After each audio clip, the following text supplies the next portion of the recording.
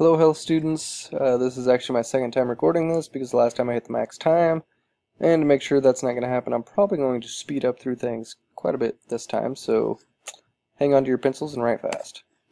Alright, so preventing transmissions, the idea of spreading diseases, how to prevent that from occurring. Before we get into that, we're going to first watch this video, answer these questions, so I'm going to pause this video in class, and then we're going to move on. Now that that's done, we're going to go ahead and move forward. A little bit of prevention history, a little fun fact, actually. Before World War II, in all wars, more people died from infections than actually like fighting. You know, from stabbing each other with sabers, bullets, bombs.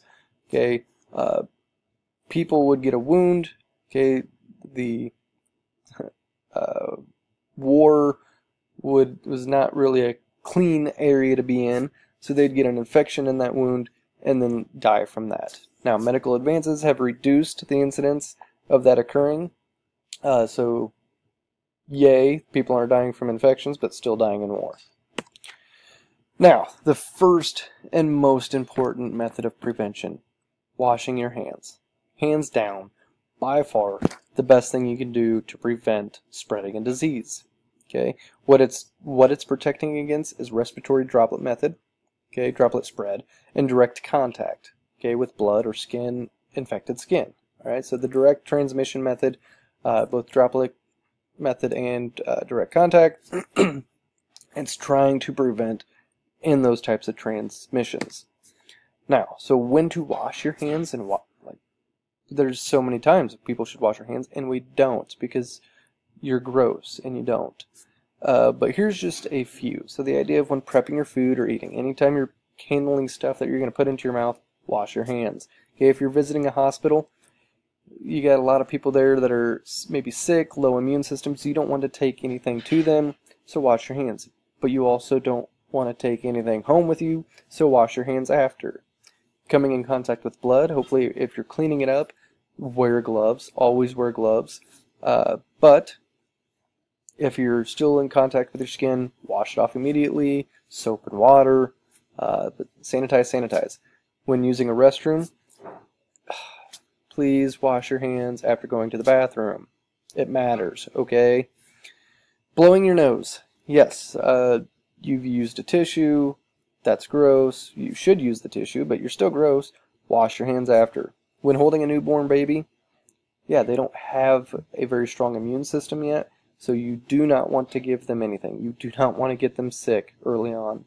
So wash your hands. More often, you should wash your hands more often when you're sick or maybe around people that are sick just to keep you from getting infected or from spreading your infection. And then if you're going to change a diaper or handle waste of any kind, wash your hands. The next one, very simple, but many of you don't have it, respiratory etiquette. Okay, and this is important during cold and flu season, which is typically November to March. We've kind of had a flu season that's very rough and trying to hang on a little bit. So it should just be a part of your natural habits and do it all the time. But what it is, again, because some of you don't know, is the practice of covering your mouth and nose with a tissue while coughing or sneezing. Excuse me. Or sneezing into your sleeve. Like the debris that we watched in the previous video, that when you sneeze or cough that shoots out of your mouth and nose, contain that. Alright? And the best way to do it, use tissues. Okay? Cough or sneeze into a tissue. That way you can dispose of it. And then wash your hands. Do not reuse tissues. Okay? I know especially it's kind of a pain in the butt after, like, especially if we're sick. We've got a runny nose, constant. But when you set those down and leave them in different places, you're infecting other surfaces. So please just use it, throw it away, be done with it. If a tissue's not available, use your sleeves, cough into your elbow, cough onto your shirt. Try to contain that as much as possible so you don't spread it. And then when you're all said and done, wash your hands. Man. Alright, food sanitation. One that, yes, we have a role in, but other people do as well. The goal of food sanitation, prevent contamination during food processing, storage, or preparation. Anywhere along those stages, clean the food, kill the bacteria, get the bacteria out of it. Very, very, very important. Food poisonings that are caused by this can be very unpleasant to downright even deadly. So always trying to avoid them if possible. Now, one of the processes that helps with this decontamination of food is something called pasteurizing. And it's the process of heating and then quickly cooling liquids, which kills pathogens in milk, juices, and other food products. So heat it up, cool it down. Now that pasteurized, you've maybe heard or seen on milk labels. It's very common there. I would always recommend making sure your milk is pasteurized. Most are. I can't even. I know that there's some out there, but I don't even know if I've ever seen non-pasteurized milk in a store. I wouldn't recommend buying it. It's not any really healthier for you, but it's pasteurizing is just trying to protect you because non-pasteurized drinks link to outbreaks of E. coli. You don't want that.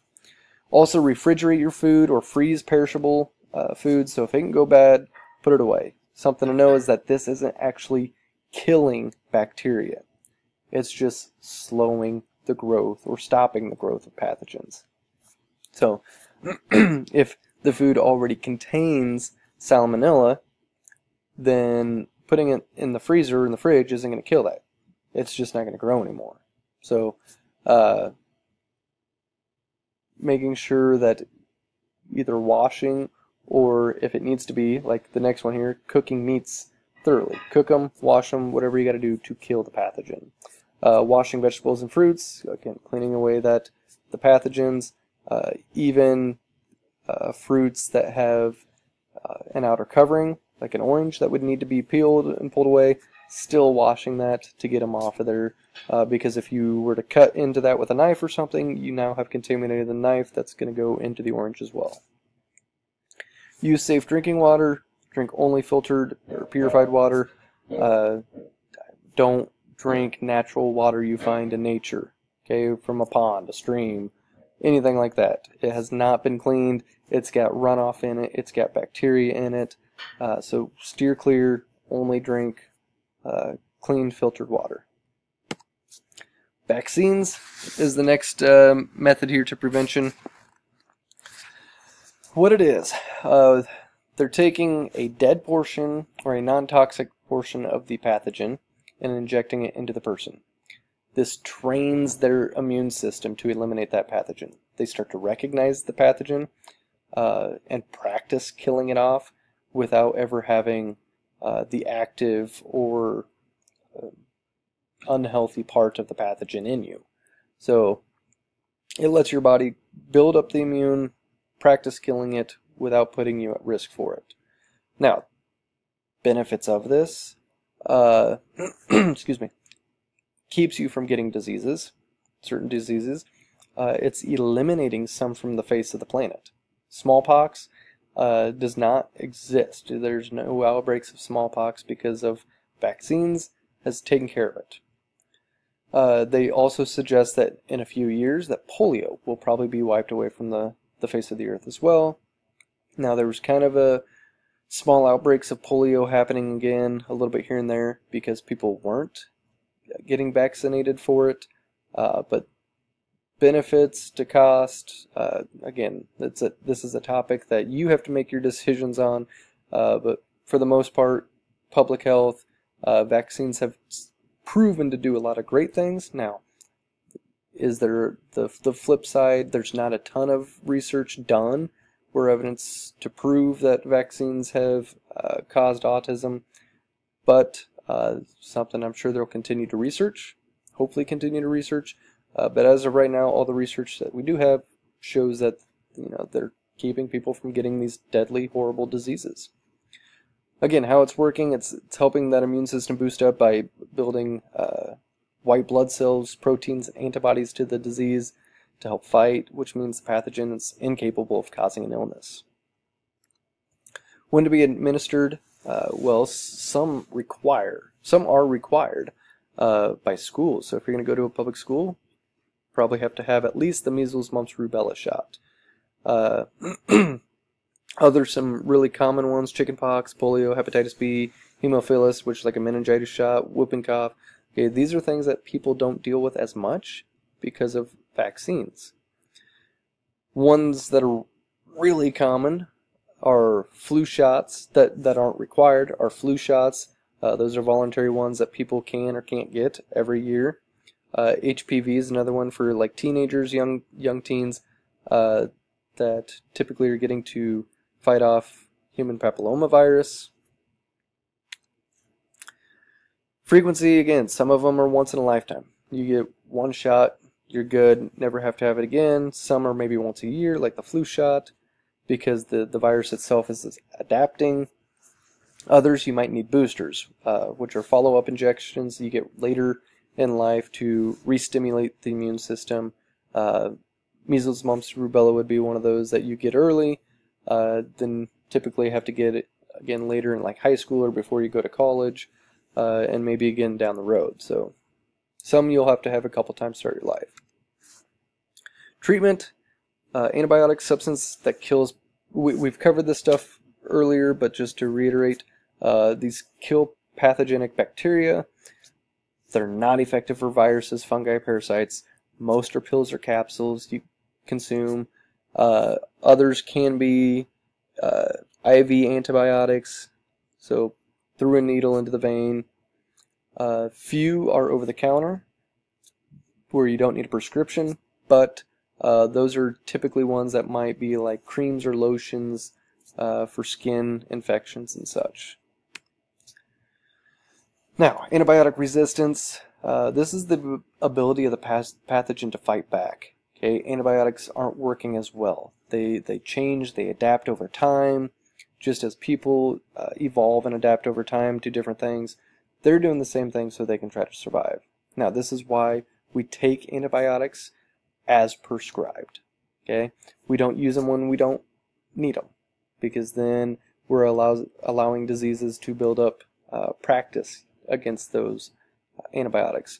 We don't share antibiotics. We don't take antibiotics for viral infections, because again, it's not going to do anything for the virus.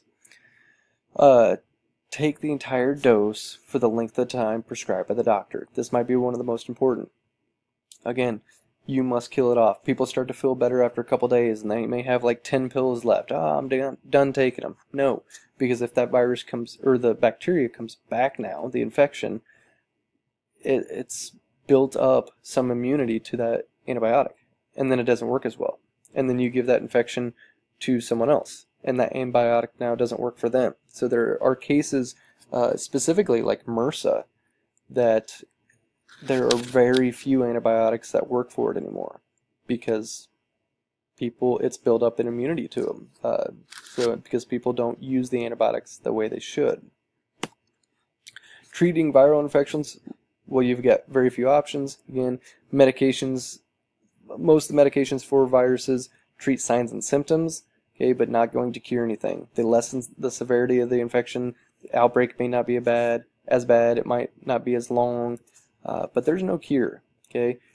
Some of the best stuff you can do, besides maybe take some medications for the signs and symptoms, get a lot of good rest, good nutrition, and fluids to help your body fight off the virus. So, that is it. Hope you took good notes. There is no assignment today. Have a good one.